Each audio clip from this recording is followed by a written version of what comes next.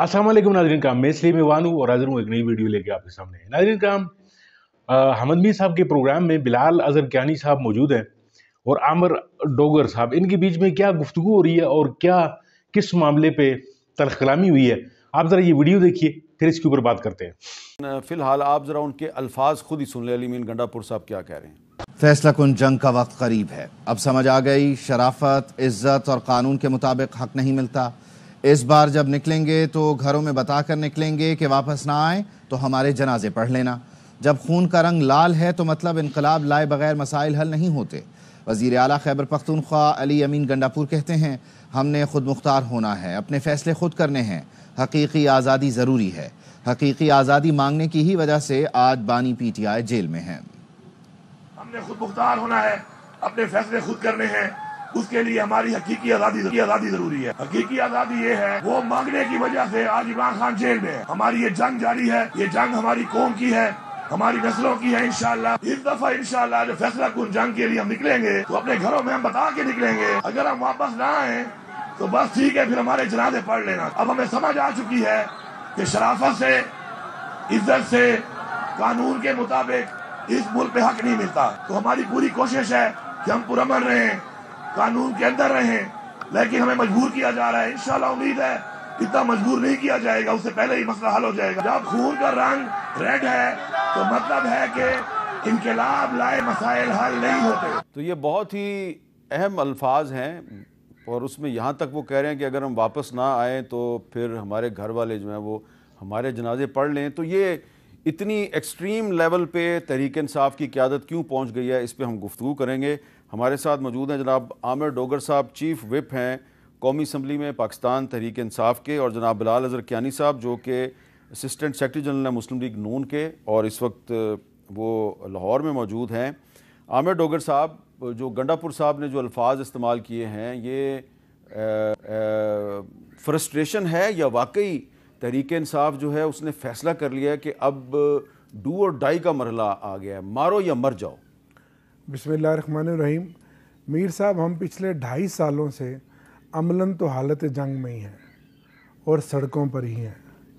अब आगे हमने एक बैठक की पेशावर में पिछले हफ्ते पॉलिटिकल कमेटी में और फिर कोर कमेटी में कि अब हमने इसको मुल्क गिर, हड़ताल, जदोजहद और इस सारी मूवमेंट को कैसे लेकर जाना है और इसको किस तरह फैसला कुन बनाना है, जिसकी जानिब अली अमीन खान साहब ने भी इशारा किया। तो वर्कर्स हमारे, अवाम उसी तरह पुरजोश है, हमारा जज्बा, हमारा जुनून उसी तरह है, बावजूद इसके कि आज भी सैकड़ों कारकुन हमारे जेल में हैं। हज़ारों मुकदमात हम पर दर्ज किए गए हैं। 15,000 से ज़्यादा मुकदमात 9 मई से लेकर आज दिन तक पाकिस्तान तहरीक इंसाफ पे दर्ज हैं, जो पाकिस्तान की 75 साला सियासी तारीख में किसी एक जमात के ख़िलाफ़ इतने मुकदमात जो सियासी इंतकाम का निशाना बनाने के लिए किए हों, उसकी मिसाल नहीं मिलती। अब हम क्या कर सकते हैं? हम जद्दोजहद ही कर सकते हैं। हमने ऐवानों के अंदर भी जद्दोजहद करनी है, बाहर भी करनी है, और नंबर 1 हमारा जो मकसद है अपने लीडर इमरान खान की रिहाई, और दूसरा जो फॉर्म 47 के ज़रिए ये जाली असम्बली बनाई गई है, हमारे जिन लोगों को हराया गया उनके केसों की सुनवाई, ये माहौल तो आपके सामने ही है। जी बिलाल अज़हर कियानी साहब, आपको लग रहा है कि तहरीक इंसाफ कामयाब हो जाएगी एक मुल्क गिर तहरीक चलाने में? जी बिस्मिल्लाहिर्रहमानिर्रहीम। हामिद मीर साहब, बहुत शुक्रिया जी अपने शो में दावत देने का। देखिए, ये फ़िल्म अब हर दूसरे हफ्ते चलती है जिसमें ये मौला जट टाइप डायलॉग अली अमीन गंडापुर साहब अदा करते हैं, और उन्होंने ज़िक्र किया फिर से फ़ैसला कुन जंग और हम मुड़ के ना आएँ तो हम देख लेंगे। तो मैं तो सिर्फ इतना कहना चाहूँगा कि अगर इस दफ़ा फिर से, और मेरी उनसे हमदर्दी भी है क्योंकि उनको उनकी नौकरी के TOR यही हैं जिस नौकरी पे इमरान खान साहब ने लगाया हुआ है। इमरान खान ने उनको वहाँ पे पॉलिसी मेकिंग के लिए या सेहत का निज़ाम बेहतर करने के लिए या एजुकेशन बेहतर करने के लिए, गवर्नेंस के लिए तो लगाया नहीं है। यानी साहब, क्या PTI ने कभी इक़्तिदार में नहीं आना?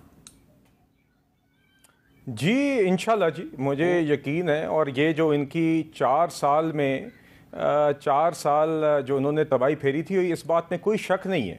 डोगर साहब, आपको यकीन है कि اب آپ کی پارٹی کبھی اقتدار میں نہیں آئے گی؟ کیونکہ ابھی تھوڑی دیر پہلے آپ کہہ رہے تھے ہم دوبارہ عمران خان کو وزیر اعظم سر بنائیں۔ کبھی تو بہت دور کی بات ہے، یہ کل چیلنج دیتا ہوں پورے پاکستان میں کوئی ایک حلقہ فری اینڈ فیئر الیکشن کرا لے، ان کی ضمانتیں ضبط ہو جائیں۔ فری اینڈ فیئر الیکشن کیسے ہوگا؟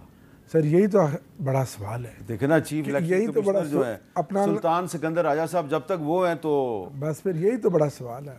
اور اس کے اوپر یہ مریم بی بی اور یہ اتنی بڑی بڑی بغلیں بجائیں کہ ہمیں عوام نے منتخب کیا اور ہم پتہ نہیں کتنا بڑا قلعہ فتح کر کے آئے، بیٹا ان کو پتہ ہے کہ ان کو کس طرح لے کر آیا گیا۔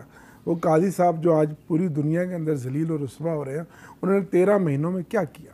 باقی اس پارٹی کی خلاف ہر جگہ دیوانیں کھڑی کی۔ اسٹیٹمنٹ دیا ہے قاضی صاحب جو پوری دنیا میں ذلیل و رسوا ہو رہے ہیں، ٹھیک ہے ایک جگہ پہ ان کے خلاف نعرے بازی ہوئی ہے، لیکن ایک اور جگہ پہ وہ گئے، وہاں پہ ان کی بڑی عزت افزائی ہوئی ہے۔ سر وہ ٹھیک ہے، لیکن میں یہ سمجھتا ہوں کہ جو انصاف کی دھجیاں انہوں نے اعلیٰ منصب پر بیٹھ کر اڑائیں اور اپنے تعصب سے مبنی جو فیصلے انہوں نے کیے آپ کے سامنے ہی ہیں۔ اچھا، اب جو آپ کی خیبر پختونخوا میں جو حکومت ہے، وہ اب ایک طرف تو علی مین گنڈا پور صاحب کہہ رہے ہیں جی کہ ہم نے تو اب سڑکوں پہ نکلنا ہے اور پھر واپس نہیں جانا، اور دوسری طرف مریم نواز شریف صاحبہ کے خلاف پشاور کے تھانوں میں درخواستیں دائر کرائی جا رہی ہیں۔ ایک درخواست میرے پاس ہے، تو آپ کے خیال میں یہ اگر ایف آئی آر ان کے خلاف آپ پشاور کے کسی تھانے میں درج کرتے ہیں تو یہ مناسب ہوگا؟ میں تو ذاتی طور پہ سمجھتا ہوں کہ یہ مناسب نہیں ہوگا، میری ذاتی رائے تو یہ ہے۔ لیکن کیا یہ مناسب ہے کہ مریم صاحبہ بطور وزیر اعلیٰ لوگوں کے گھروں کی چار دیواری کو پامال کر رہے ہیں؟ پرسوں آپ نے ہمارے ایک ایم این اے صاحب کی وائف کی سنی حاجی امتیاز صاحب کے ساتھ کیا ہوا، اور وہاں پچھلے 1.5-2 مہینوں میں جو وہاں فسطائیت آج دن تک حاجی امتیاز صاحب کی بھابھی۔ جی ناظرین کا ویڈیو آپ نے دیکھ لی۔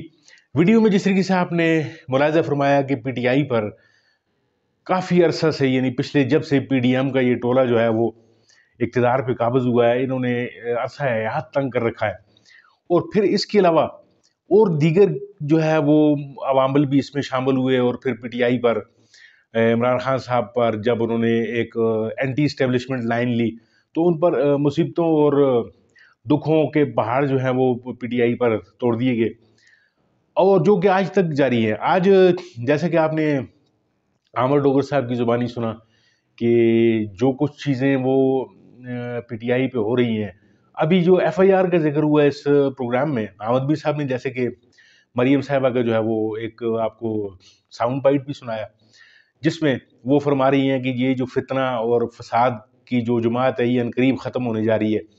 تو اس سے ناظرین کرام ایک عام آدمی جو سننے والا ہے، جو پی ٹی آئی کا جو ہمدرد ہے یا جو پی ٹی آئی کا ورکر ہے، خان صاحب کا چاہنے والا ہے، اور جو کہ اکثریت جن کی اس ملک میں ہے، تو وہ اس سے یہی نتیجہ اخذ کر سکتا ہے کہ یہ جتنے بھی فسطائی جو حربے انہوں نے اس گزشتہ ادوار میں استعمال کیے ہیں، خان صاحب پہ کئی حملے ہوئے ہیں، آپ کو یاد ہوگا وزیر آباد والا واقعہ، تو اس پورے سلسلے کو نظر میں رکھتے ہوئے، ذہن میں رکھتے ہوئے ایک آدمی یہ سوچنے پر مجبور ہو جاتا ہے کہ یہ جو مریم صاحبہ نے یہ جو بیان دیا ہے کہ فتنہ فساد کو ختم کرنا، تو اس سے مراد کیا لی جا سکتی ہے؟ اور ویسے بھی جیل سے ناظرین کرام ایسی خبریں آتی رہتی ہیں اکثر کہ خان صاحب کو جو ہے وہ ایسے مشکل حالات میں رکھا گیا ہے، ان کے ساتھ جو ہے وہ ظلم و ستم روا رکھا جا رہا ہے۔ تو پھر اس حوالے سے ایک ایف آئی آر جو ہے کے پی کے میں